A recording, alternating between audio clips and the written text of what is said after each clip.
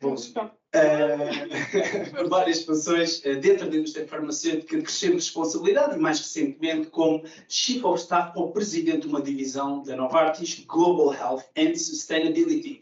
Durante este percurso, e antes de passar aqui aos meus caros colegas, tive a oportunidade de gerir equipas com várias dezenas de pessoas e gerir orçamentos de vários milhões, o que me tem dado uma experiência bastante interessante e algumas noites sem dormir. E então é com enorme prazer que temos aqui hoje na mesa Pedro Pedrosa, Hugo, o Pedro Almeida, o Daniel que nos acompanha remotamente e também a Susana. Então eu vou pedir, começando pelo Pedro Pedrosa, uma breve apresentação, 30 seconds, 1 minute, go ahead. Ok, muito obrigado. Muito obrigado.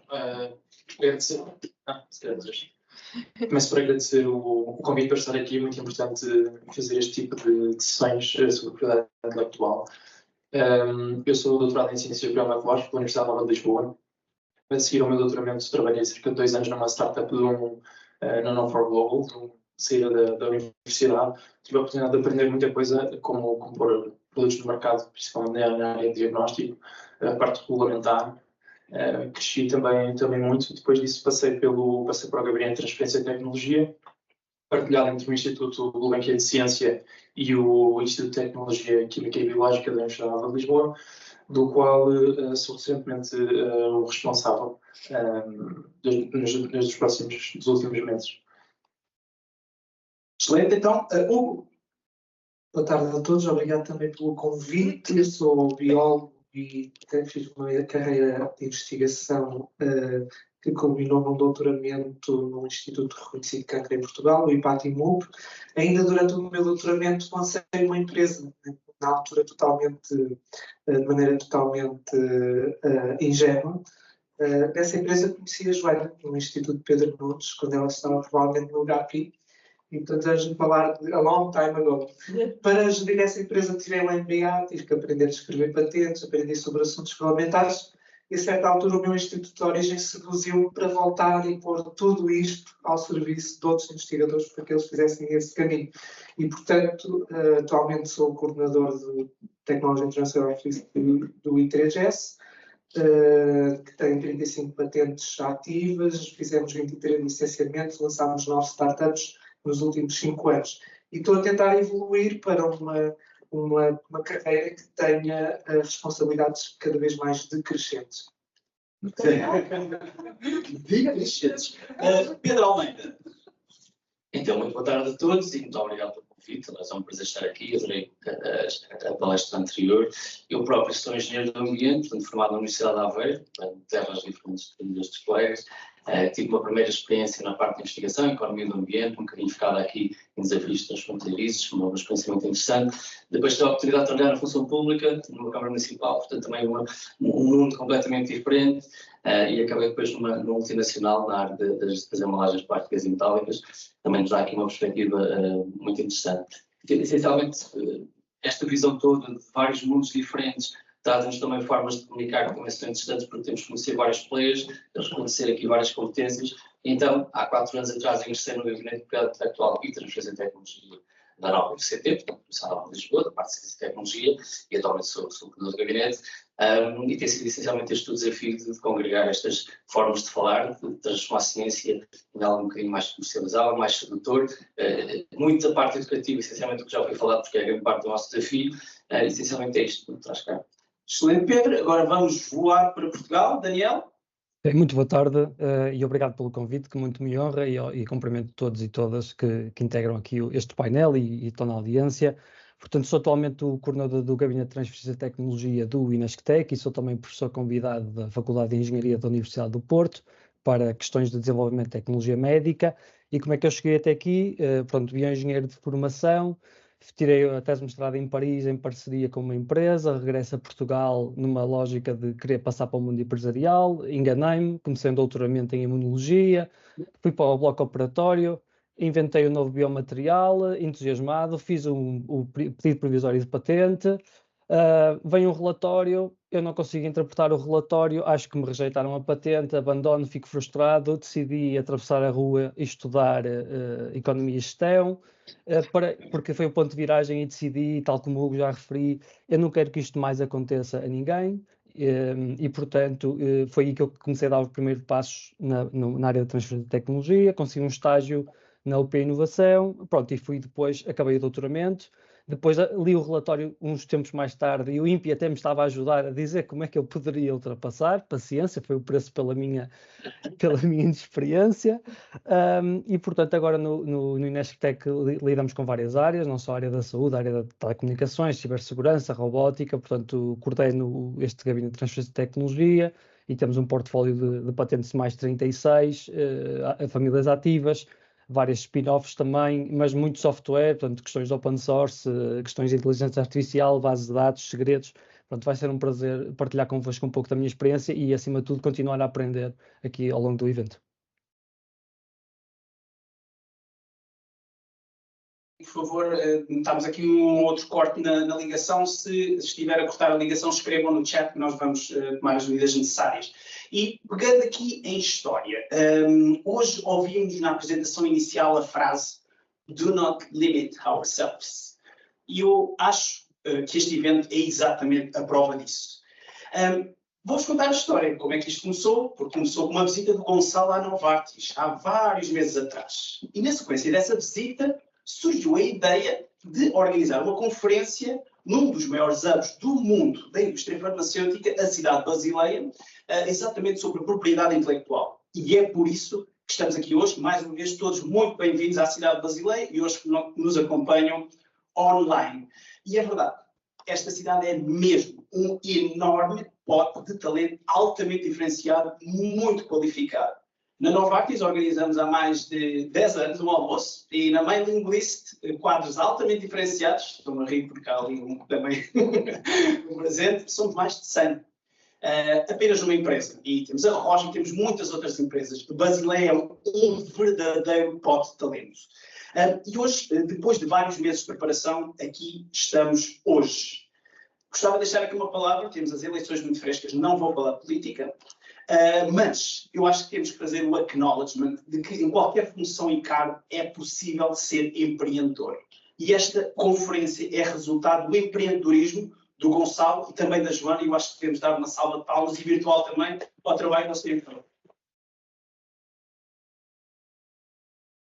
Pegando nisto, e então vamos ter aqui um painel, desde já, o disclosure, informal e descontraído. Mas um dos grandes objetivos para todos, o desafio, é partilhar, dar conhecimento e criar impacto.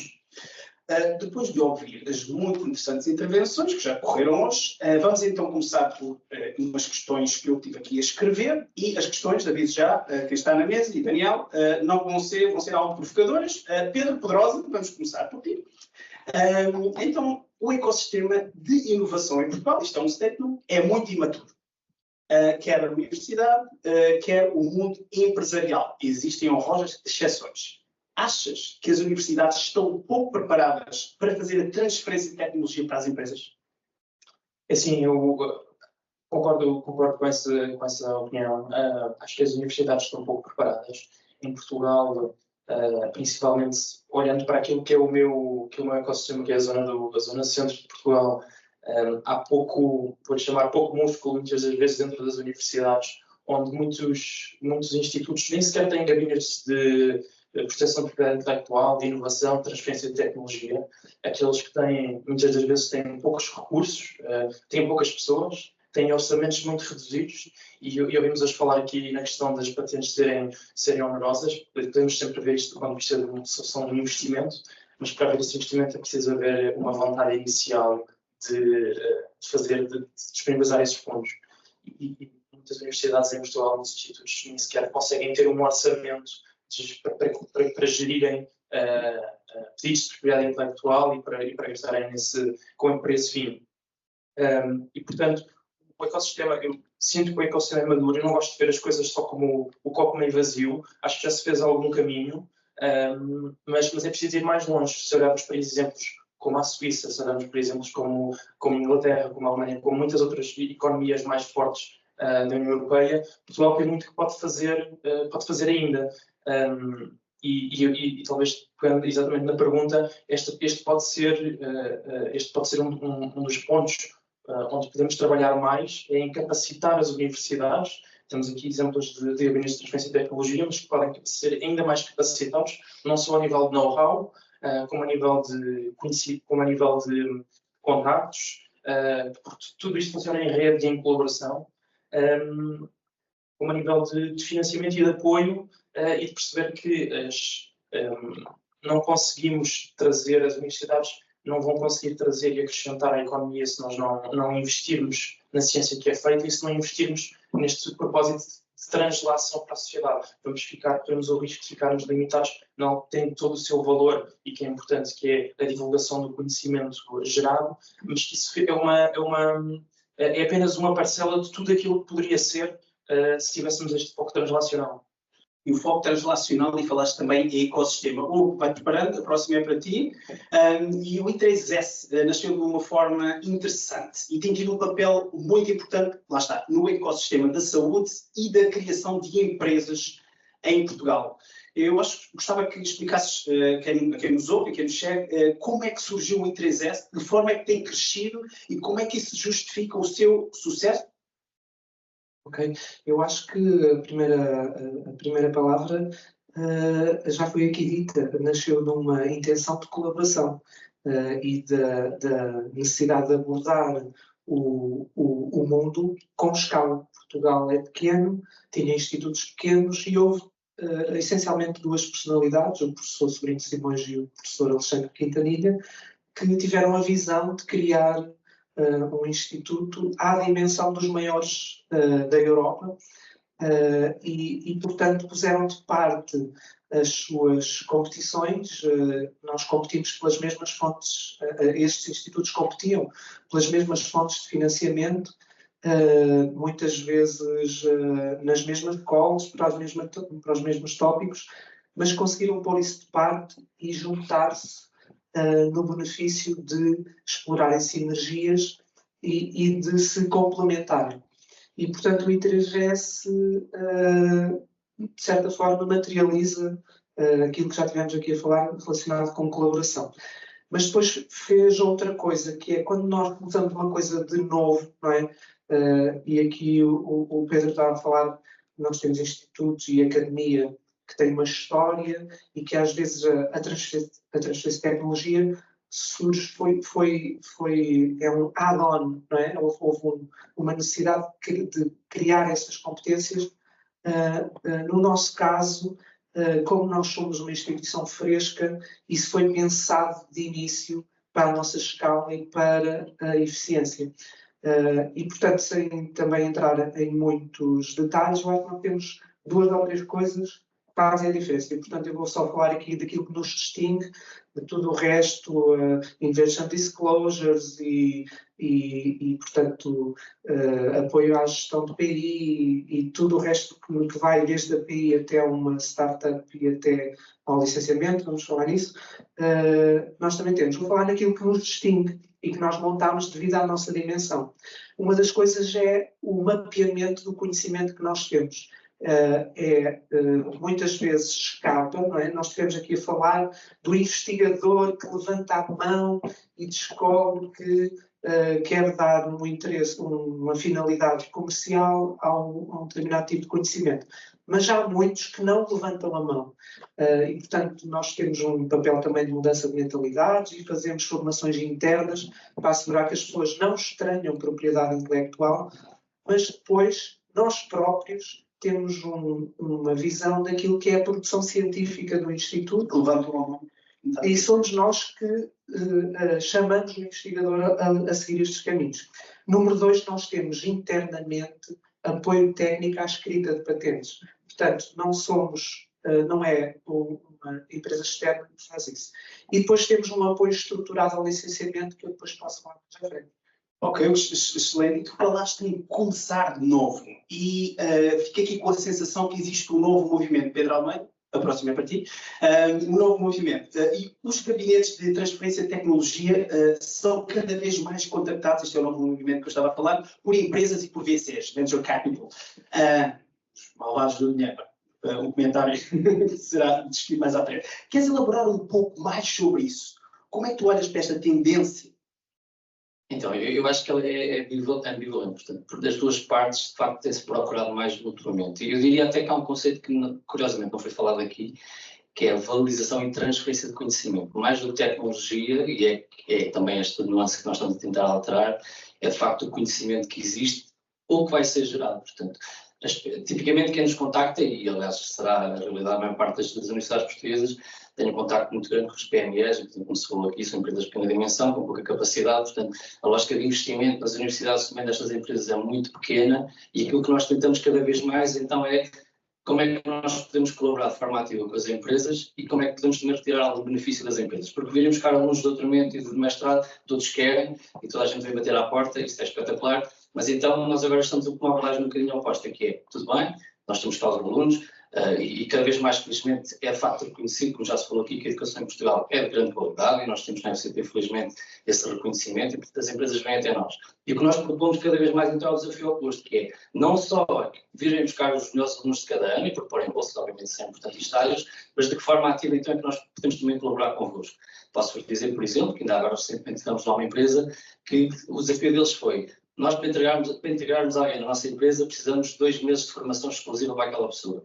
Então, a sugestão deles é, por que não desenvolvermos em FCT uma formação especializada em que os alunos já têm essa formação e então ganhamos logo aqui 2 meses de obviamente, integrar pessoas e desenvolver conhecimento. E esta estratégia que nós temos que procurar, portanto, uma visão um bocadinho mais corporativa também das universidades a promoverem-se, portanto, porque claramente há sempre a lógica do isto é dinheiro público e, portanto, vemos do que é nosso, né? Nós investimos em impostos, agora devolvam, mas não é bem assim, são fundações, portanto, isto é capital privado, também tem que existir, e nós queremos que estas duas coisas funcionem.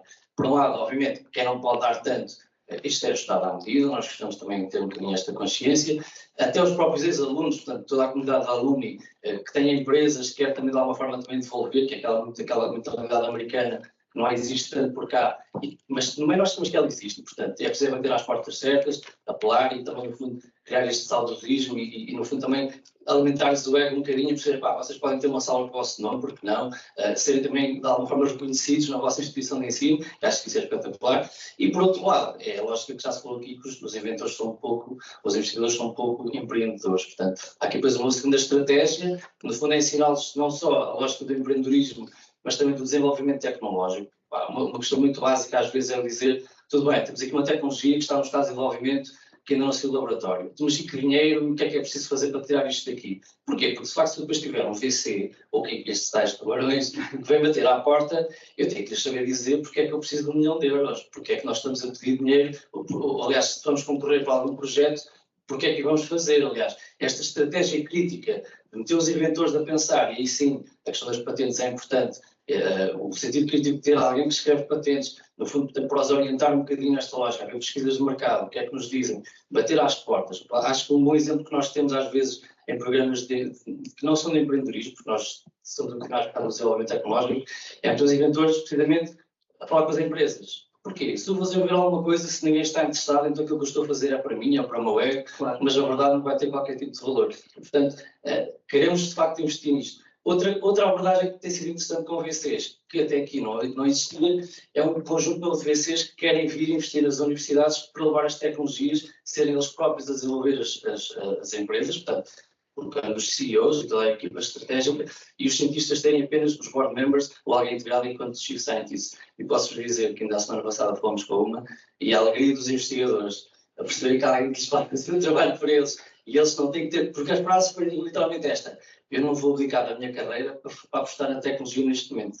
E isto acontece 100% das vezes.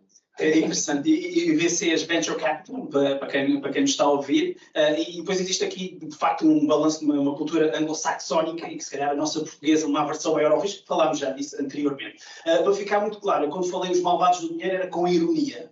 São absolutamente essenciais neste ecossistema, fazem parte, precisamos de chamar, e este envolvimento estavas a falar exatamente, que eu acho importantíssimo. Daniel, vamos voar para Portugal e aqui falar de negócio. E novamente, uma pergunta interessante. Daniel, é possível ir a negócio sem ter propriedade intelectual?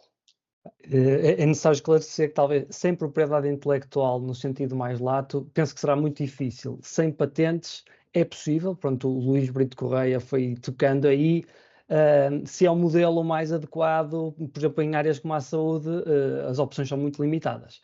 Portanto, aqui acho que o importante são aquelas estratégias genéricas de como competir, ou pelo low cost, ou pela diferenciação. Pronto, e esta diferenciação depois vai dar ao exclusivo, e a forma como mantemos esse exclusivo pode passar pelas patentes nas áreas mais tecnológicas, mas pode passar por outro tipo de direitos de propriedade intelectual que fomos falando, as marcas, o segredo de negócio, o direito de autor, etc. Para nós, academia, o segredo de negócio é algo muito difícil de manter, até quase antinatura, porque há sempre também a responsabilidade e a vontade de divulgar, e portanto a patente, sendo um instrumento com as suas virtudes e defeitos, é um instrumento que melhor serve este equilíbrio. Pronto, aqui na academia também já fomos discutindo, há uma confusão entre criar valor e capturar valor, e portanto depois aí nós criamos algo que é útil, as empresas até estão interessadas, mas depois é preciso materializar aquilo só à forma de um ativo, e a patente continua a ser interessante. A área da saúde mostra-nos pelo litígio, não é? Pela intensidade com que patenteia, que as patentes são completamente indispensáveis a todo o processo ao funil, que já foi falado, ao investimento, ou 1 em 10, ou mais,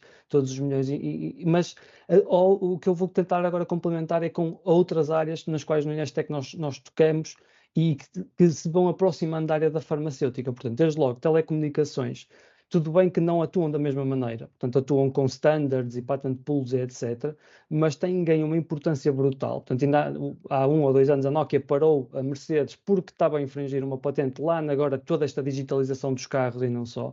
E, portanto, para ir a jogo, hoje em dia, na área das telecomunicações ou da digitalização, uma empresa, um instituto ou uma universidade que não tenha a solução patenteada, portanto, se ficar só pelo direito ao autor do código, vai ter muita dificuldade a captar o valor. É possível, nós já o fizemos, mas a ordem de grandeza dos valores não tem nada a ver. Portanto, no capital de risco, sem dúvida, a segunda pergunta que nos fazem é se a tecnologia está protegida por patente ou se é possível proteger por patente ou de alguma forma sólida.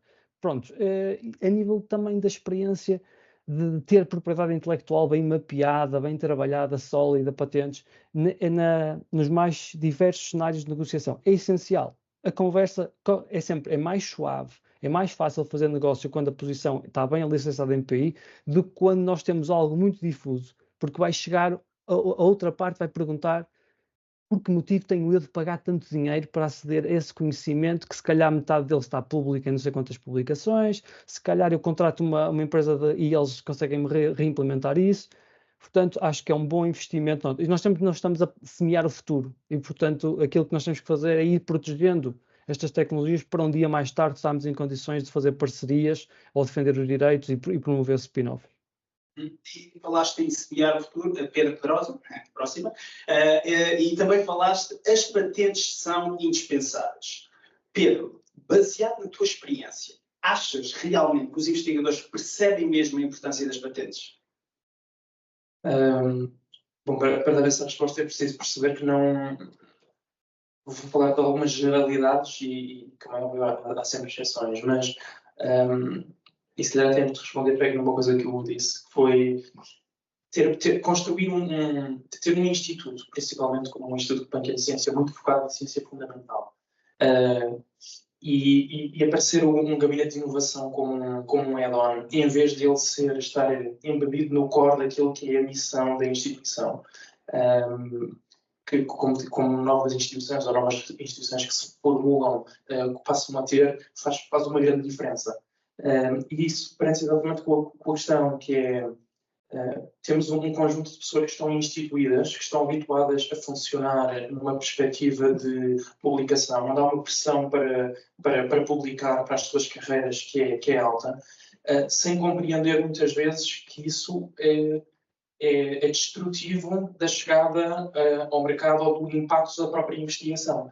E, portanto, daquilo que é o meu contacto, daquilo que tem sido o nosso trabalho no gabinete, há muitos investigadores que ainda não têm a consciência daquilo que é uma patente, de qual é que é o processo, do que é preciso, e não compreendem quão isso os pode impedir daquilo que eles veem como sendo a sua ciência que vai contribuir para o mundo e vai contribuir para um mundo melhor, de efetivamente se transformar nisso.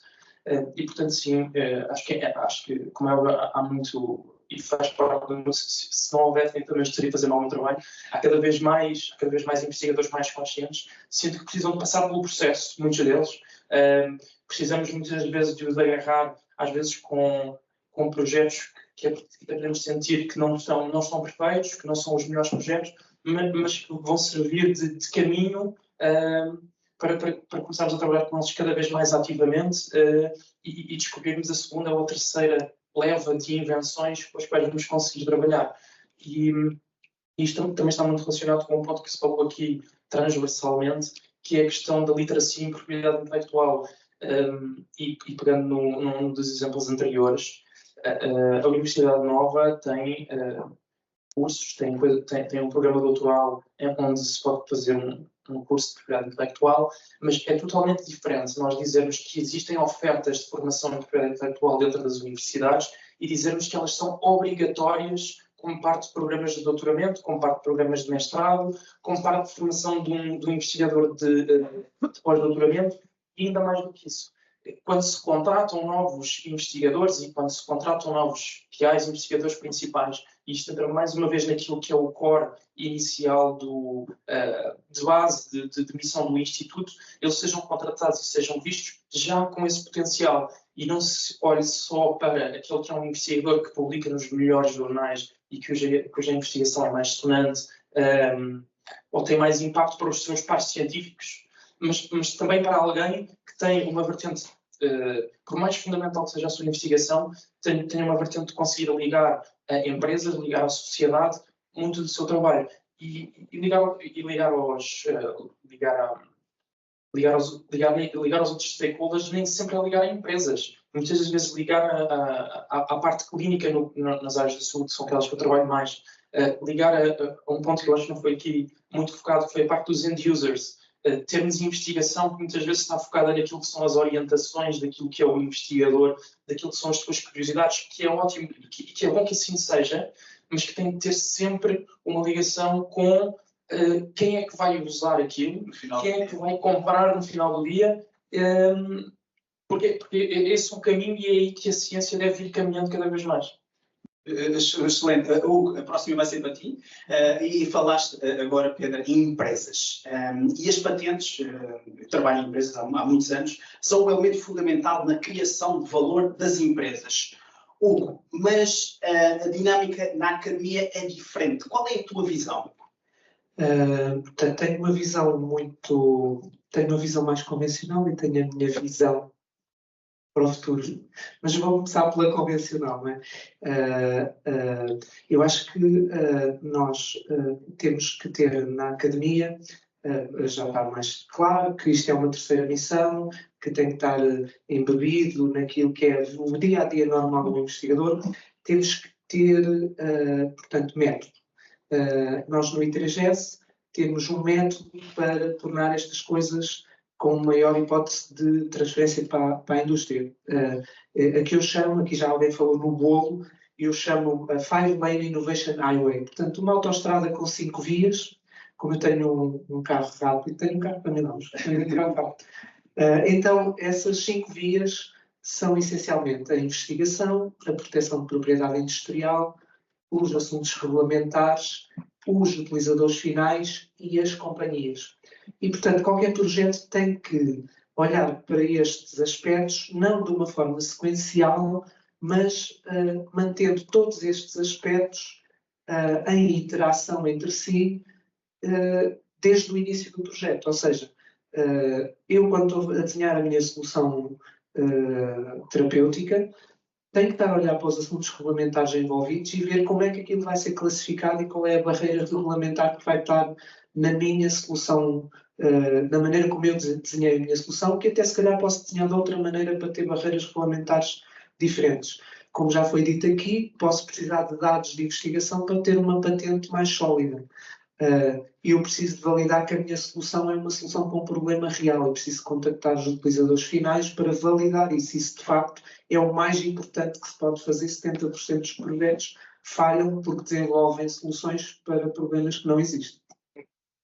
E é preciso contactar a indústria, portanto, saber qual é a indústria tomadora, se vai ser uma startup. Portanto, estas 5 vias, nós estamos sempre a andar com o carro de umas vias para as outras, all across the highway, se eu quero dizer. Depois temos de ter outra coisa, que é tornar o licenciamento mais expedito, dar ferramentas de suporte ao licenciamento, porque acumular patentes só vai resultar em acumular despesa. Portanto, nós temos de transferir rapidamente. A minha tal visão convencional é que nós temos que ir às VCs e à indústria ter term sheets pré-aprovadas para nós não é quando o TTO contacta com a empresa que vai aparecer pela primeira vez aquilo que a empresa aceita ou não como term sheet. Portanto, acho que nós temos que fazer um trabalho de correr as capitais de risco, que em Portugal são poucas, e dizer, ok, que termos é que vocês aceitariam? Porque depois temos projetos que não são investidos porque nós fizemos um licenciamento a uma startup em condições que o investidor jamais aceita. Portanto, nós temos que estar one step ahead. Temos que ter esses termos já pré-estabelecidos, de maneira que quando a academia licencia a uma startup, tem que lhes proporcionar de maneira rápida, já tivemos licenciamentos mais demorados, mas o nosso objetivo, aos 3 meses, começam a soar campainhas, ou seja, quando algum investidor diz que quer criar uma startup, nós temos internamente um prazo de 3 meses para despachar aquilo, temos autonomia, porque não dá de outra maneira, não é? Temos que... Pronto. E depois há outras visões para tornar isso mais rápido ainda. Mas eu diria que para já é isto, no fundo, um bocadinho dar ferramentas estruturais. Nós temos um Licensing Operating System, também já o Pedro sabe, temos um canal interno para ter trocas de tecnologias entre os TTOs, porque se eu posso estar à frente da Roche e a Roche diz-me, eu estou à procura de antibody drug conjugates, mas eu por azar não tenho nenhum, mas sei que a Nova tem um.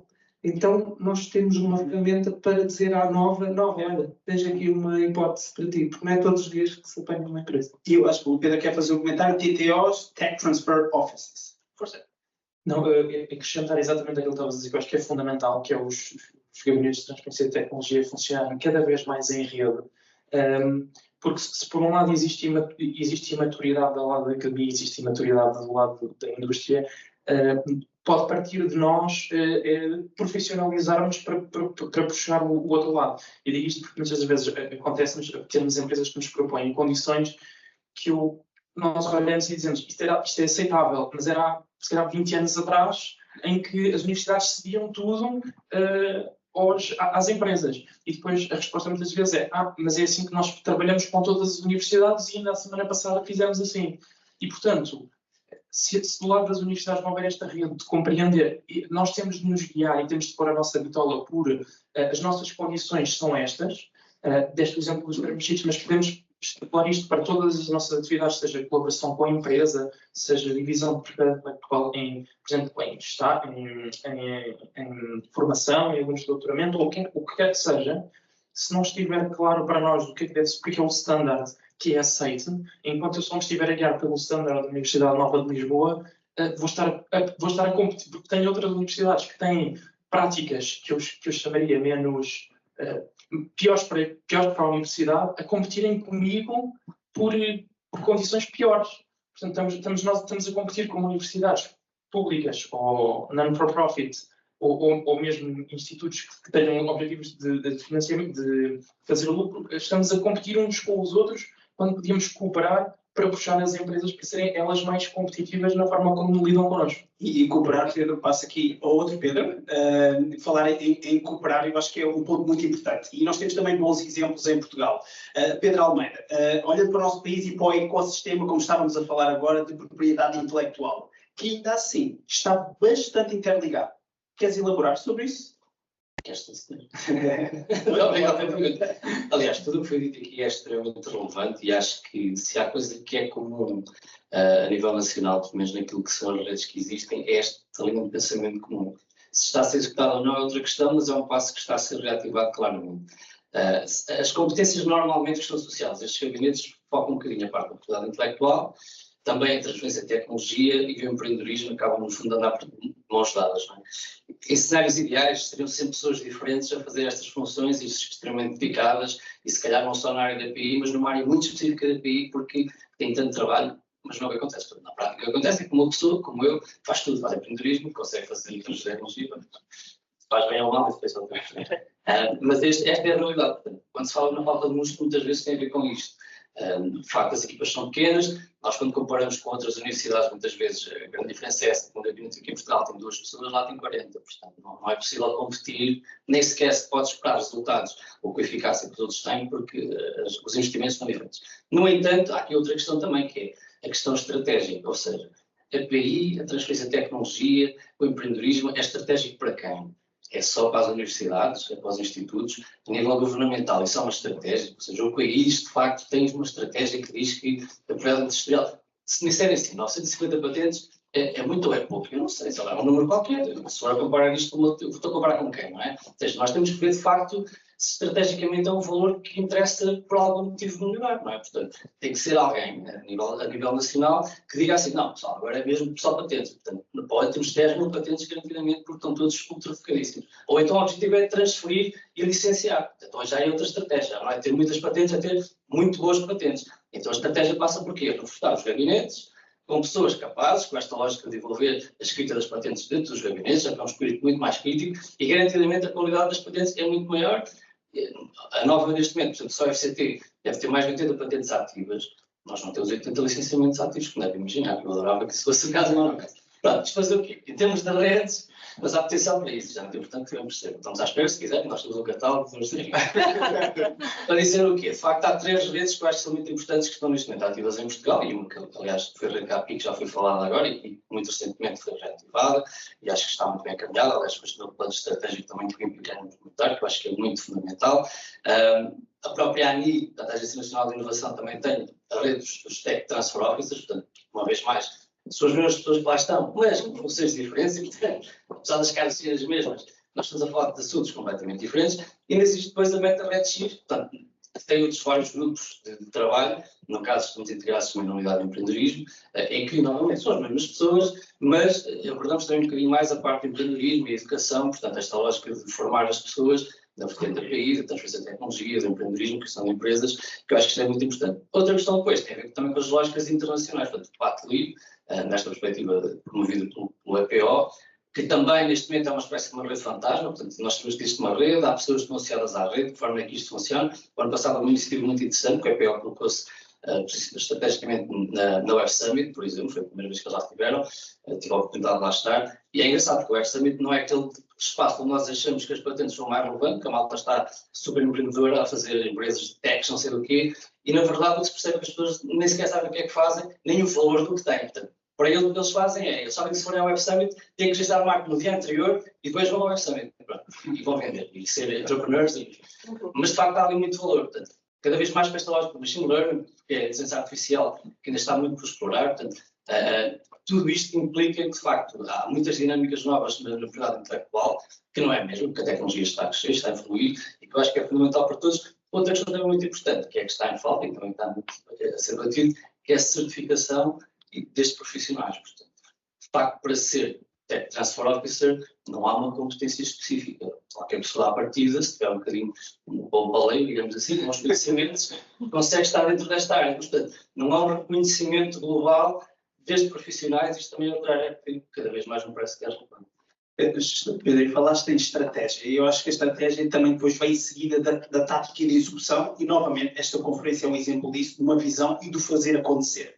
Daniel, vamos viajar para Portugal e pergunta, na tua experiência tu tens certamente vários exemplos em que ao se optar por uma estratégia demasiado conservadora, e pronto, aí a execução, se acabou por perder uma excelente oportunidade. A pergunta é, Queres dar algum exemplo disso e, já agora, falar de um caso de sucesso como é I Love? Ok, sim, claro, Daniel. Temos muitos casos em que nós temos uma equipa de investigadores que surge com uma ideia e, portanto, nós investimos tempo a fazer o due diligence das mais diversas coisas, a análise de patentabilidade, etc.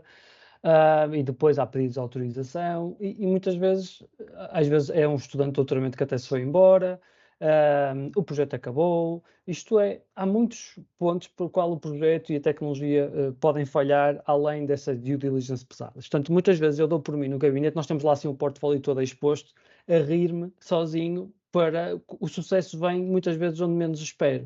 Eu já fui contactado por VCs de patentes que eu mandei abandonar. E vice-versa, já houve algumas em que eu quase punha do meu próprio dinheiro e aquilo, passado pouco tempo, foi ao ar. Pronto, com isso aprendi que o mais acertado é fazer como a indústria farmacêutica faz, ou o capital de risco faz, que é uma lógica de portfólio pura e dura. Portanto, a equipa, em vez de termos alguém muito dedicado ao IP, muito dedicado ao scouting, são gestores de portfólios em diversas áreas. Portanto, nós, para cada área, temos projetos de mais elevado risco, aqueles tiros no escuro, que têm que ser equilibrados com oportunidades, se calhar mais incrementais, mais de curto prazo, e no bolo vai haver ali um hit no meio de 10 ou no meio de 20 que vai pagar todo o outro investimento. Portanto, nós estamos numa lógica mais, damos uma oportunidade a todos. Ok, aquilo se tiver o mínimo de sentido, tem uma oportunidade, tem 12 meses, tem que ir bater à porta das empresas, tem que falar dos use cases, etc. Se quando tem algo que mexe, uma chama, avançamos na proteção e nós olhamos para as várias fases do processo da patente e não só, porque depois também complementamos com o tipo de direitos de propriedade intelectual, como opções reais. Portanto, eu não tenho que levar uma patente até ao fim, vai ao PCT, vai às fases nacionais, Estados Unidos, Europa, nós às vezes até temos ido até mais, China, Japão e Coreia do Sul, pronto, não temos tido grande sucesso a nível de valorização nesses territórios, mas isso é outra conversa, mas aqui retomando a lógica do portfólio é essencial. E outra coisa que também nos apercebemos é que a indústria demora, porque acho que a evolução tecnológica é assim, mais tempo do que o que nós achamos a absorver a tecnologia. Eu às vezes acho que há tecnologias na área dos routers que eu diria, epá, isto em 3 anos tem que estar a acontecer. Na farma eu ainda percebo que são 10, 15... Não, eu tenho casos em que 7 anos depois a indústria está a dizer, eu agora estou interessado em coisas como vocês fizeram há 7 anos atrás. Portanto, também temos de ter uma lógica de investimento durante algum tempo. Isso toca nas questões que o Pedro falava de falta de orçamento. Lógicas de projeto na academia, epá, já não há projeto, e agora? Pronto, isso está errado, é algo que nós tentamos desconstruir com a administração, ter linhas de investigação bem definidas, com patentes, ativos, orientados à estratégia da investigação. O caso da ILOF, sim, foi talvez um dos melhores casos, em que foi uma estudante de doutoramento que nos bateu à porta e disse, eu tenho um dispositivo que é muito bom para ajudar no diagnóstico da malária. E nós, olha, mas tu sabes que estás a competir com papel. Isso em África é feito com papel e, portanto, o que a tua tecnologia faz? A minha tecnologia é capaz de medir coisas muito pequenas. Ok, já ouviste falar de exossomas? Não. Pronto, então vamos explicar, vesículas extracelulares, vai para o laboratório outra vez. Portanto, aqui um papel dos TTOs em orientarem também a investigação, conhecerem a investigação e terem um contributo, olhando para questões regulamentares e de proteção. Vêm os resultados, surpreendentemente, ok, conseguiste detectar, vai outra vez para o laboratório, tudo do zero, faz outra vez. Conseguiu, ótimo. Entusiasmo, havia um programa de aceleração na altura do EIT Wildcard, o grande chamariz também, além da rede, eram os 2 milhões de euros de prémio no final. Vamos a isso, e como é que fica aqui a API? Pá, espera lá, tens que submeter um pedido de patente, lá trabalhamos todos em conjunto, como conhecemos a tecnologia foi bastante rápido, na altura era a suficiência, os dados que tínhamos, avançamos, eles venceram esse concurso e a API foi essencial, portanto sem patente não havia investimento do EITL, depois a Microsoft também juntou-se ao grupo de acionistas e uma série deles e pronto, é hoje uma spin-off que emprega mais de 30 pessoas, vários antigos colegas de doutoramento, vários colegas do Inesctec e é isso que nos enche de orgulho. E vai continuar por aí fora, porque há mais, esperemos ter boas notícias em breve. Portanto, esta lógica de portfólio é essencial e não ter aquele medo do risco que às vezes é um bocadinho cultural nas nossas terras lusitanas. O medo do risco e novamente voltaste a referir, Daniel, o ecossistema. Pedro, a próxima vai para ti. Nós, quando falamos em ecossistema, existem algumas VCs, universidades, empresas que vêm à cabeça, mas no vosso caso, a Câmara de Oeiras tem um papel importante. Queres explicar isso à nossa audiência e porquê? Claro que sim. Começo por dizer que, deixa-me dar aqui os parabéns e felicitar a estratégia. Falávamos há pouco de visão. Eu acho que este é mesmo um caso de sucesso de visão. A Câmara de Oeiras sempre teve uma estratégia muito orientada para empresas, de criar condições para que as empresas têm muitos parques tecnológicos dentro do concelho, e de há uns anos para cá criou um plano estratégico para a ciência e inovação no concelho. Isto significa que, em termos práticos, significa que foi decidido que 1% do orçamento da Câmara anualmente ia ser dedicado para ciência e tecnologia. Isto tem alguns pilares, sendo que um dos pilares, o terceiro pilar, é o pilar da inovação.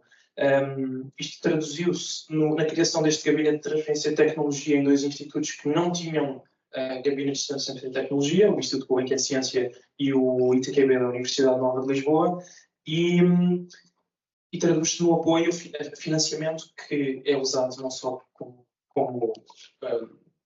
oportunidade para nós protegermos patentes, portanto, um orçamento para podermos proteger, para fazermos eventos, para irmos, como falámos há pouco, podermos trabalhar a parte de explorar, tentarmos explorar aquilo que protegemos, indo a business fairs, indo a eventos, fazendo parte sendo cada vez mais presente nas redes de transferência de tecnologia que existem no mundo, e este ecossistema que existe em Oeiras, que está muito orientado para empresas e que agora começa a partir e a arrancar com a parte dos institutos de investigação, com cada vez mais institutos, e temos mais um instituto em Oeiras da Católica, o CBR, o Católica Biomedical Center, o Research Center. Vamos ter novos institutos a aparecerem também nos próximos anos, institutos de investigação que estão a sediar em Oeiras, exatamente porque existe este esforço, existe esta estratégia de ciência e tecnologia em Oeiras. E no meu caso concreto, no nosso caso concreto destes 2 institutos, posso-vos dizer que o número de eu não gosto muito de pegar nos números de patentes como algum tipo de métrica, porque não devemos olhar para as patentes em si como algo positivo, só por si, são um indicador, mas mais do que isso é aquilo que podemos fazer com elas e se elas estão exploradas e se vão ser trabalhadas ou não. Mas como primeiro indicador de um instituto que não fazia, de 2 institutos que não faziam ou tinham pouquíssimos pedidos de patentes, fizemos o ano passado, nestes 2 institutos, cerca de 10 pedidos. Portanto, não é um número muito grande, mas que mostra que, com o investimento, começou há 3 anos atrás, passámos no primeiro ano de 0 pedidos por ano para 3 pedidos no ano, passámos para 10 pedidos no ano, que hoje em dia começam a criar aqui um portfólio que nos permite depois começar a trabalhar junto das empresas, começar a trabalhar, a acompanhar estes projetos. E este é apenas um dos exemplos de resultados que podemos ver deste investimento. Naquilo que pusermos o investimento é naquilo que vamos ter resultados. E a Câmara de Oeiras investiu fortemente na ciência e tecnologia. E também tive a oportunidade de estar a semana passada, só como um ponto de como Oeiras pode ser e como a Câmara de Oeiras está muito focada em linhas estratégicas, no World Ocean Summit que foi em Lisboa, e onde a Oeiras também apresentou o seu plano estratégico de Oeiras Mar 2030, no qual se inclui uma incubadora de empresas para áreas, para tecnologias e para inovações na área do mar. Portanto, quando incentivamos o ecossistema, vai demorar, é um caminho longo, mas as respostas e os resultados vão começar a aparecer. Agora a próxima pergunta acho que vai aqui para ti, porque o Pedro estava a falar em trabalhar as patentes e lógico, o que me veio à cabeça foi geografias, porque uma patente pode submetê-la em várias geografias e elas são extremamente importantes, dependendo das estratégias das startups e empresas. Eu gostava que desse aqui alguns exemplos e partilhar a tua experiência, porque é que isto é importante? Sim, eu acho que é das decisões mais importantes que se tem ao longo do IP Management, é quando chega àquela altura das fases nacionais, onde é que nós vamos validar, não é? É uma decisão estratégica e portanto, como eu costumo dizer, as patentes contemplam sempre 3 dimensões: tempo, espaço e dinheiro. E, portanto, o espaço é uma consideração importante que vem imediatamente ligada ao dinheiro. E pronto, nós já temos a nossa experiência, diz-nos que às vezes podemos ter boas surpresas e outras vezes podemos ter mais dificuldades, não é? E é verdade que o valor de uma patente acaba por estar, de certa forma, indexado à sua cobertura geográfica, pelo menos ao alinhamento entre a sua cobertura geográfica e o seu potencial de mercado. E, portanto, o que nós temos em consideração, assim como um fator básico é a prevalência da doença ou do problema que é abordado pela solução patenteada, essas prevalências nunca são iguais em todos os países do mundo e, portanto, a distribuição geográfica da doença é assim uma coisa base. Depois, onde é que está a indústria? Portanto, nós temos temos uma licença do Global Data e há outros programas do género que nos podem dizer onde é que está a principal indústria para determinada área. Portanto, tem que haver atividade industrial, não adianta proteger em geografias onde não há empresas. E depois temos que entrar em conta com aquilo que são, já se falou aqui, a gente pode ter uma patente, pode ter um produto, mas ele não se vende, porque há uma coisa chamada barreiras de adoção. A Medtronic classifica 14 barreiras de adoção, não vou dizer todas, mas temos assuntos regulamentares e nós temos terapias celulares que no Japão têm uma coisa chamada aprovação condicional e até deu que falar, uma terapia para spinal cord injury aprovada com 14 doentes que foram comparados com a prática normal, sem sequer um braço de controle, e isso foi aprovado e depois eles têm 7 anos para desenrolar então os ensaios clínicos e mostrar a evidência, mas tem este mecanismo de aprovação condicional. E nós fazemos montes de terapias, nossos bioengenheiros, por acaso agora estão mesmo a gostar de fazer aquilo que se chamam ATMPs, não é? Advanced Therapy Medicinal Products, mas depois vamos todos para a Europa onde o contexto regulamentar é super difícil. Já agora já toquei aqui no Japão, depois tem ali os APACs, não é? Asia Pacific, tem muita heterogeneidade. Vi que o Daniel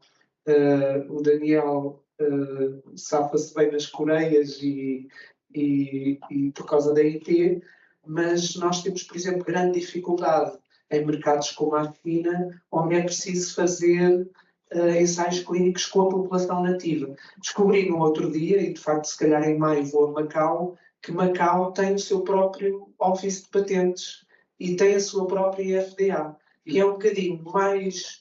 É controlada pela China Central, mas é um bocadinho mais... A Joana depois pode, se eu tiver a dizer alguma coisa mal mesmo. Mas temos ali uma porta de entrada, se calhar, para o mercado chinês. Não sei qual é a vossa experiência. Eu, como patentes chinesas, só tenho enterrado dinheiro desde a tradução. Vem sempre para trás. A primeira resposta é sempre negativa, no matter what. Mais 3.000 euros para responder uma notificação e continuam sempre altamente refratários.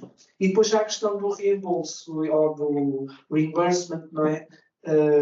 Até gostava de ter muitas tecnologias na Alemanha, mas o sistema de reembolso na Alemanha é complicadíssimo.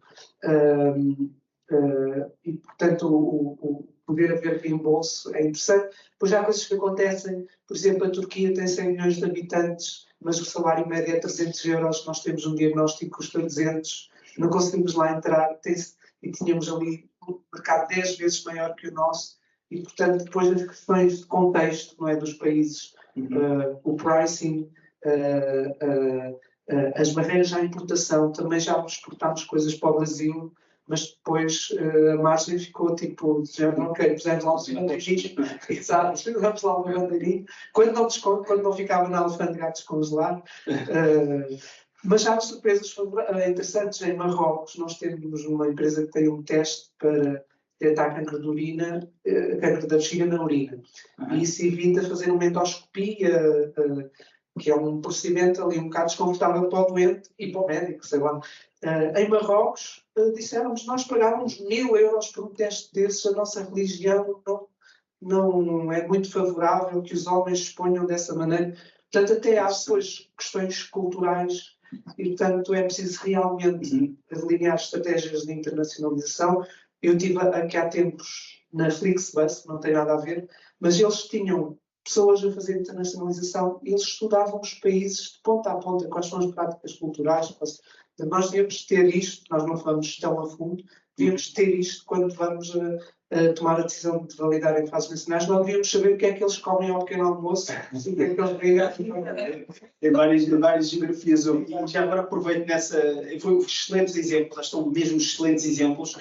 Pedro, acho que agora a próxima eu vou perguntar a ti, porque estamos a falar de exemplos e também existem excelentes exemplos, como por exemplo a DTU na Dinamarca. E as colaborações que existem entre as empresas e a academia, como estávamos a falar há pouco, focam por vezes na área científica, como por exemplo ir buscar alunos ou colaborações muito pontuais. Mas isto é uma exceção. Queres falar sobre isso?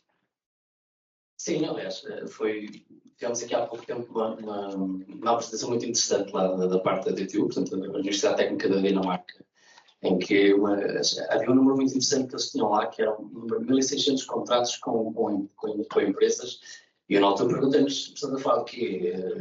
NDAs, ou seja, o que é isso? Não, 1.600 contratos com dinheiro envolvido. Portanto, isto é uma questão de escala que é muito importante, ou seja, no fundo o que eles dizem é nós não estabelecemos colaborações com empresas a custo zero, porque não faz sentido nenhum. Portanto, tudo o que está aqui é especializado, as empresas vêm cá, por muito pouco queiram dar, têm que pagar alguma coisa portanto, é um ecossistema que aceita isto, porque é uma cultura que cresce e, obviamente, é o tal retorno.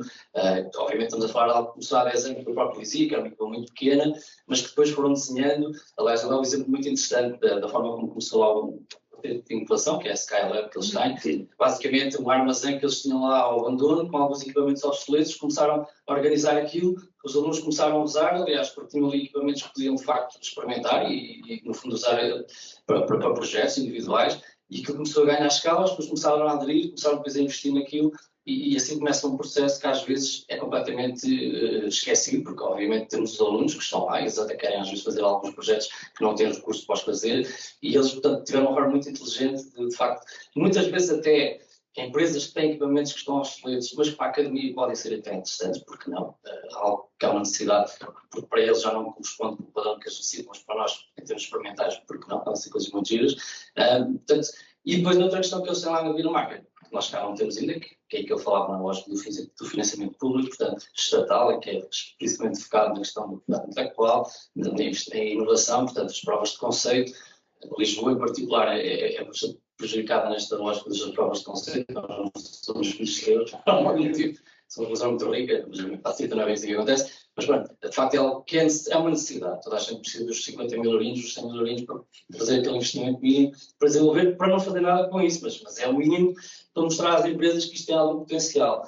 E depois algo que eles também têm que é muito interessante, que é toda uma estratégia muitíssimo bem definida, identificação de causas europeias, onde podem buscar, de facto, este investimento que pode ser depois alocado a patentes e à proteção, porque exatamente isto depois custa tudo imenso dinheiro. Algo que eu acho, e para terminar aqui, que é fundamental, que eu vi lá e que é muito claro e que, cara, pelo menos na nossa visão ainda não existe, é esta lógica do mapa de inovação da instituição. Ou seja, eu tenho que chegar a uma instituição e se eu quiser fazer um mestrado, eu sei que é ali. Ou se eu quiser trabalhar numa investigação qualquer, é com aquela pessoa. Portanto, identificar muito bem com essas instituições e quem é que são as pessoas, os gabinetes que são responsáveis por que parte do setor da inovação, isto é fundamental. Porque sem isso, nossa estratégia não há nada. Se nós não conseguimos mostrar aos outros como é que estão organizados, os outros claramente não vão saber e isto cria muitas barreiras na comunicação posterior. Excelente, obrigado. Eu pelo menos falo por mim. Daniel, vamos viajar para Portugal e infelizmente, como eu dizia, falo por mim, estamos quase a terminar. Se calhar aqui uma pergunta envolvente relativamente ao que os institutos de IP podem fazer, vou já perguntar, Daniel, para ajudar a aumentar os casos de sucesso comercial pelo uso dos direitos de propriedade intelectual. Ok, pergunta difícil, mas pronto, vou tentar dar algumas referências, assim, algumas ideias assim que me surgem aqui de momento. Acho que a Presidente do INPI já foi destacando algumas iniciativas logo na primeira intervenção. Pronto, mas acho que há uma que valerá a pena, que é identificar e premiar e divulgar estes casos de sucesso nacionais, como o EPO faz. Portanto, o EPO todos os anos tem o prémio do inventor e várias categorias, e nós, pronto, no nosso senso comum vamos conhecendo casos como o Delta e outros que tais, mas faz falta agregar numa cerimónia, dar essa visibilidade, porque eu acho que das principais, e eu noto isso no meu instituto, que quando se vendeu a primeira patente, houve ali mais 3 ou 4 que vieram bater ao gabinete e perguntar como é que isso se faz, não é? Portanto, há um fator de contágio, um contágio positivo.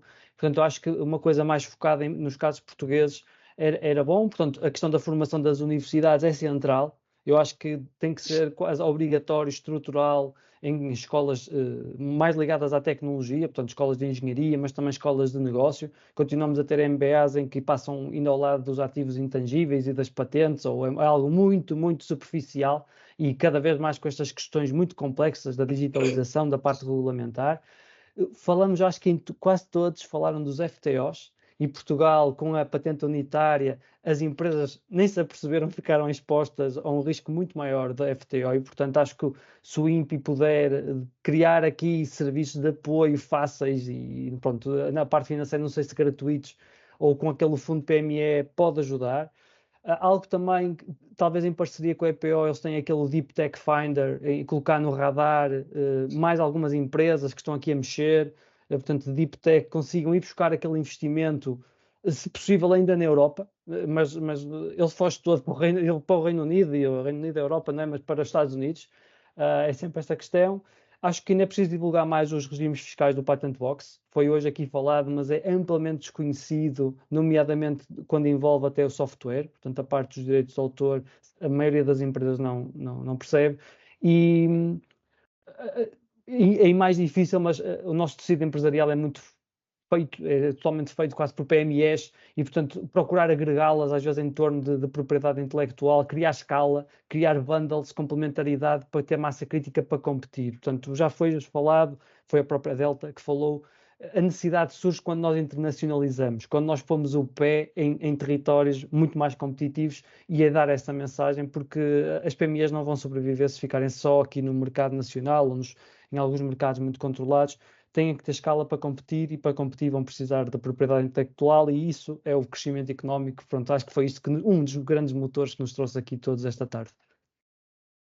Daniel, muito obrigado. Eu quero agradecer-te, Hugo, Pedro, eu tenho um KPI geralmente para este tipo de eventos, que é a pergunta, será que eu aprendi? E aprendi imenso. Portanto, quero agradecer-vos a todos, uma salva de palmas para eles, por favor. Mas, antes de terminarmos, Susana, gostava de te perguntar se queres pegar aqui em alguns destes pontos e fazer um comentário. Obrigada, Daniel. Sem dúvida nenhuma, o primeiro ponto que eu gostaria de pegar é esta de KPI, já aqui mencionada hoje várias vezes, e do seu papel essencial para sensibilizar localmente no meio académico sobre a importância da TI, sobre a necessidade de proteger os ativos e usá-los estrategicamente. Também o papel fundamental que estes TTOs que estão dentro da rede KPI têm na valorização, toda a ajuda que fazem para a valorização da propriedade industrial das universidades, e também a transferência de tecnologia.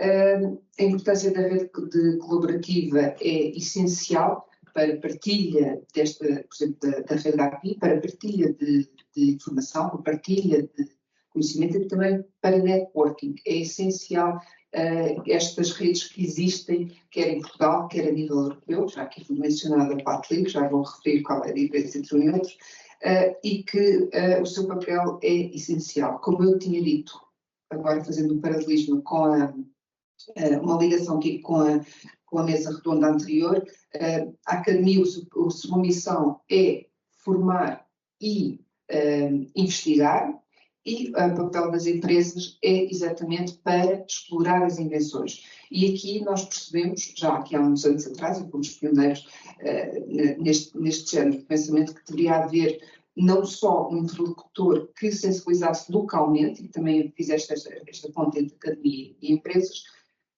mas também que pudesse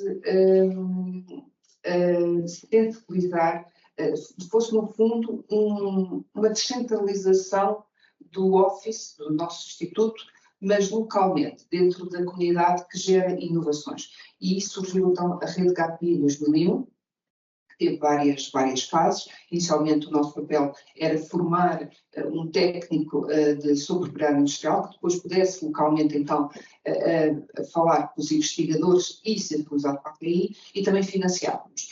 Claro que hoje em dia já não é possível financiar estes gabinetes, eles também se reinventaram, mas continua a existir a rede, está viva, existe, é útil, e o INPI continua a gerir a rede, mas também a proporcionar capacitação, todos os nossos cursos da academia são gratuitos para técnicos dos GAPIs, também colaboramos em ações de sensibilização. Neste momento estamos com uma fase de expansão da rede. A rede atual tem 23 GAPIs distribuídos por todo o país e vamos ainda aumentar mais. Neste momento estamos a alargar para os politécnicos, portanto ainda vamos alargar bastante mais a nossa rede. Claro que temos de dar formação a estes novos aos politécnicos para entrarem então na rede GAPI, mas também não nos esquecemos que a rede atual está num estágio muito mais avançado, estão carenciados de formação se calhar mais avançada, outros temas que são interessantes, e como nós próprios, o INPI também está em rede colaborativa com o EPO, com a UNPI, com o EUIP, nós também estamos sempre presentes na nossa mente que a rede GAPI tem necessidades, e também estamos sempre em negociações e em conversações para perceber o que é que cada uma destas grandes organizações internacionais podem trazer à rede GAPI. Depois, eu também queria mencionar aqui duas medidas que o Instituto fez já aqui há algum tempo para a academia. Primeiro, isenção de taxas, porque nós podemos não ajudar a nível internacional, mas pelo menos a nível nacional, todos os pedidos de universidades estão totalmente isentos de taxas, portanto, implica inclusivamente anuidades. Portanto, embora eu tenha dito há pouco e reforço que é necessário olhar para a proteção a nível internacional, mas a proteção, o processo de patenteamento normalmente começa sempre a nível nacional, e para isso nós temos então a isenção de taxas. E também em 2008 nós implementámos os pedidos provisórios de patente, que também foi uma medida na altura que revolucionou bastante os pedidos vindos principalmente do meio académico, que eram quase todos recusados por falta de novidade. Ou seja, nas universidades primeiro publicava-se o artigo científico e depois é que se iniciava o pedido de patente. Resultado, quase todos eram recusados por falta de novidade. Então, aqui o nosso objetivo também foi com o pedido provisório de patente, de uma forma mais simples, em que não era necessário nenhuma formalidade de escrever as claims. Nós tentámos então aqui reverter este cenário e funcionou perfeitamente. Tanto que hoje em dia o PPP é utilizado em 65% de todos os pedidos que entram no nosso instituto. Começam exatamente por um pedido provisório de patente. Portanto, foi para além do meio académico. Queria só mencionar aqui um bocadinho, porque o Daniel falou, só para terminar, falou que fez esta pergunta se os investigadores percebiam a importância da PI, das patentes, aliás. Eu posso dizer, como formador, e fui várias vezes às universidades, nos dias da PI, em que nós íamos a cada universidade organizada pelo GAPI local, fazíamos ações de sensibilização, e eu notava muito que os investigadores, que é só para currículo, pura e simplesmente não tinham esta noção, não estavam muito interessados, era apenas queriam uma patente para o seu currículo, mas aqueles que são empreendedores realmente têm outra noção e querem realmente avançar com a proteção. Neste sentido, é muito essencial continuarmos a educar os nossos investigadores, independentemente de qual é o seu objetivo, se é só para currículo, se é só exatamente para serem empreendedores. É importante continuar então a formar e a sensibilizar sobre o PI, mas acima de tudo há uma coisa que nestes anos todos ainda não conseguimos, que é colocar a propriedade industrial dentro do currículo dos cursos, especialmente a nível científico. Isto ainda não existe e é essencial todos colaborarmos para que seja uma realidade. Eu acho que, sem dúvida nenhuma, é o ponto fundamental que ainda falta. Uma ação para realizar. Por fim, falar em 3 palavras: o colaborar, a diáspora e o talento. O talento nacional, o talento está fora e esta vontade de querer fazer mais. Por fim, Gonçalo, antes de passar a palavra, Gonçalo e Joana, acho que uma palavra novamente de muito obrigado pelo empreendedorismo e de fazer isto acontecer, o primeiro de muitos. Obrigado mais uma vez.